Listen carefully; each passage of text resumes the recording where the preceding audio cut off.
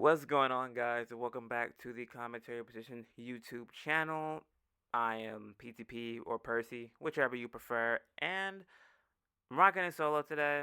Um, More or less, if there is another upload at some point between now or like the end of the day and like tomorrow, then G will probably give his predictions as well.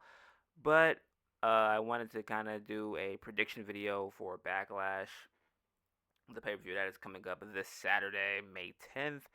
And, just kind of give my take on who I think will win and, why or how I think the match will probably just go.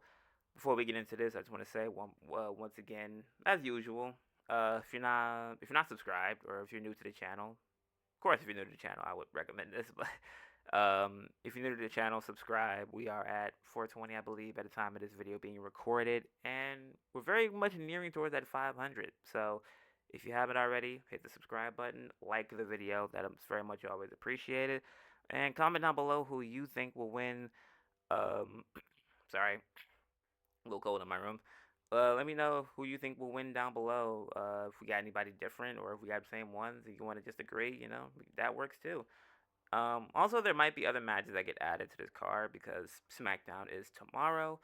So if Tiffany Stratton or something is added, then I mean, that's probably like a spur of the moment thing. But right now, kind of just looking at the predictions from the site, but I'm not gonna use them for reference. I'm just going off what I think. Um, so Gunther and Pat McAfee, probably the opener, if I had to assume, is because it's a non-title match. This match could really go a multitude of ways. A part of me does think Gunther probably wins in somewhat of a more hard-fought match than probably most people will think. I don't think it's gonna be a squash match fully. Like, I don't think it will be like, oh, as soon as the bell rings, Pat gets his ass kicked. I don't think it'll be that type of battle. I do think it'll be like maybe Gunther gets the majority of the offense, Pat comes back a little bit, or maybe even then, like Pat just kind of might have his coming out party as a competitor, even though he is on commentary, and I'm pretty sure that's what they primarily want him to do. It could be an interesting match, to be honest, overall, depending on how they want to book it. I'm gonna go Gunther though, and of course, obviously the sleeper hole because prior to this match being booked, Gunther did put Pat to sleep, and the ramifications of what happened afterwards. Like I think Pat said he was like coughing up blood or something like that. Like it was a very mixed reality and story type of thing, I think, or maybe Pat's just selling it really, really well. But yeah, I think Gunther definitely ends up winning. Wouldn't surprise me if like Pat wins and it's kind of like a furthering Gunther's spiral type of thing. Like maybe Pat wins on some fluke stuff, and that would be very, very interesting to have him beat a former world champion and basically the longest reigning champion in like NXT UK history on top of the Intercontinental Championship reign. It would be very interesting, but I'm gonna go Gunther to like really like lock in what I think with that match right there. We have Lyra Valkyria and Becky Lynch for the Women's Intercontinental Championship.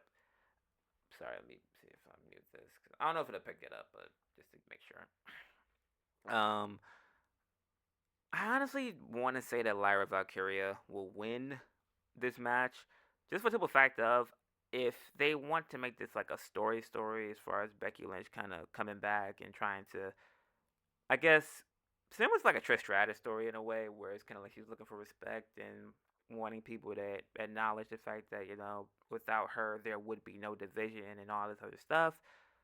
Lyra can, in this case, get a victory. Now, if Becky wins, it won't surprise me, especially based off of WrestleMania, where she held the belt for like a day and a half. Yeah, she held the belt for like a day. They lost it the next night. Um, could be very interesting. I think the match will be good overall. The match, their NXT match was not bad at all. That Lyra ended up beating Becky for the NXT Women's Championship.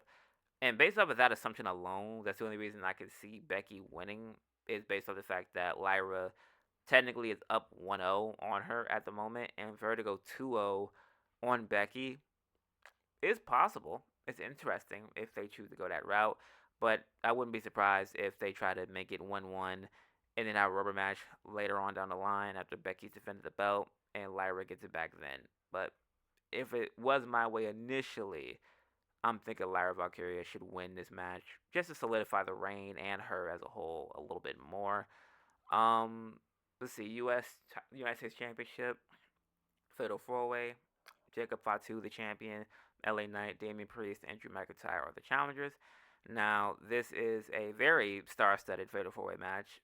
More or less, could be a world title Fatal Four Way if we're being completely honest within the next couple of years. If most of these guys are still competing, I know Damian and LA Knight are a little bit on the older side, but for the United States Championship, this is a very interesting first match for Fatu as far as it being a multi-man match.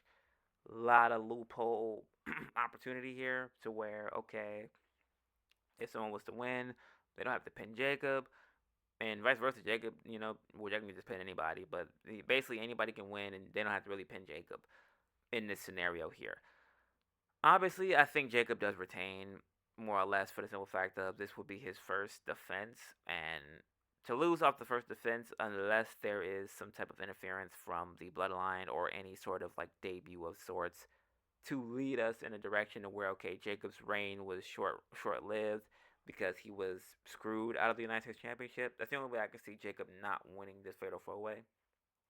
And then if I had to choose who eats the pin, probably would be Knight because Drew McIntyre and Priest obviously embroiled in a blood feud at the moment. That feud doesn't seem to be over, and Drew and Damian taking a pin from anybody that isn't probably the latter to finish their feud really doesn't make sense here. So I'm probably gonna think LA Knight eats the pin again, or if not, maybe Priest potentially, like maybe like McIntyre hits him with a Claymore and then Priest just eats a bunch of finishers, and then maybe that's how Fatu retains. But honestly, I do think Jacob Fatu will retain the United States Championship in this match. Next, we got Dirty Dominic Mysterio, the Intercontinental Champion, facing off against Penta. I did look at some stats here, and that's really the only reason that I'm going to have for my assumption. If I can find this really, really quickly. Yeah, so it was about who has the most wins in 2025 so far, and Penta is 7th, meaning that out of the 19 matches he's had, he's won 12 of them. So if I'm going off of that assumption alone, if he was to lose this match, it would not hurt him the way people think it is. People keep saying, "Oh, what are we doing with Penta? Why is he losing?" He wins a lot more than he loses. So, especially if you want to build a title or build a champion like Dom, even though it is like their second time competing, if you want to build the champion, you kind of have to have him beat guys and those guys be willing to put over like the younger talent. So in this case, I do feel like Dominic should retain. Will he? It all depends. I hope if he does lose over some fluky stuff, while it would be within character or would be within story, especially if it's like a Finn Balor screw job or whatever. Who knows? Who knows? But I would really like to see Dominic retain here. I don't think Penta is really in a hurry for a championship goal. He is very much over with the crowd without even having the belt. Like people are doing his dance. People are buying a lot of masks. So Penta is going to be over with or without a title, and Dominic Mysterio just as a heel in itself could do a similar thing that he did with Dragon Lee with the North American Championship, as far as basically Dominic won a couple of matches against Dragon Lee before Dragon Lee inevitably ended up winning the title from him. At least if that's how I can recall. So the chances of that happening for Penta in this situation, I don't have a problem with it. Or if anything, AJ Styles is next up. Could be a bunch of different other challengers as well.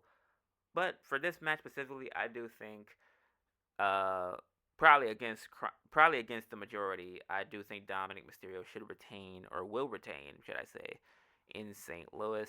And then we have the main event, which is the one last time interaction between Randy Orton and John Cena, the undisputed WWE champion, defending his title against Randy Orton.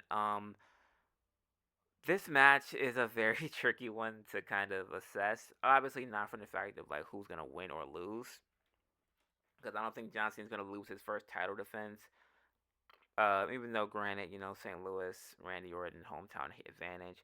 That in itself already kind of explains it, because how many people really win in their hometown when it comes to matches in general, let alone championships?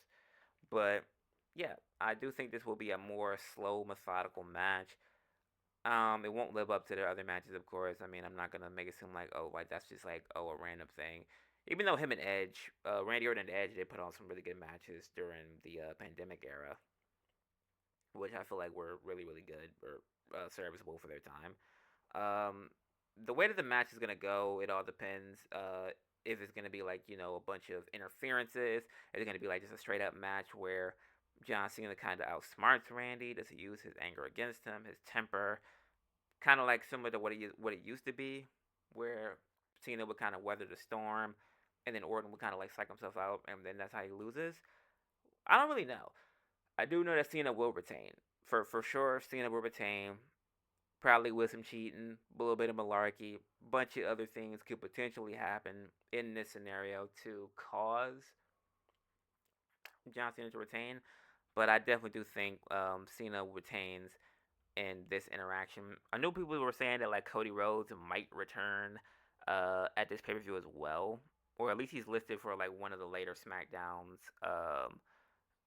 I don't know if it'd be the week after. It might be the week after. Like next week, he's listed for a SmackDown. So if Cody was listed for a SmackDown, I'm pretty sure this might be the show that we see Cody Rhodes return.